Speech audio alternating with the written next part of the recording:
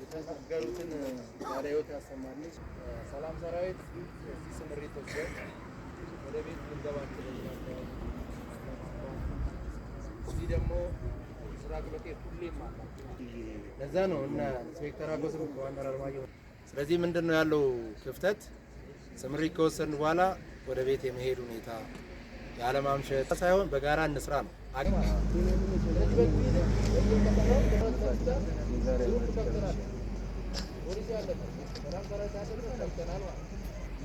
ሰላም ሰራው ብዙ ነው ብዛቱ። ቅድም እንደተናገረ ኢንስፔክተር አጎስ ሌባ ልብሱን ካየ በኋላ ሰውን ላይ ሰርቅ ይችላል። እነዚህ ነው ማለት ምንም ሳሰሩ ልብሱን ለብሳችሁ ብቻ ስትሄዱ ሰው ይባከሪ በጣም ስለሚያዩ ደንብ ሲያዩ ለምን ይጠፋል? ጎዳና ንግድ ለምንድን ነው የሚሮጡ? ደንብ ሲያዩ እሺ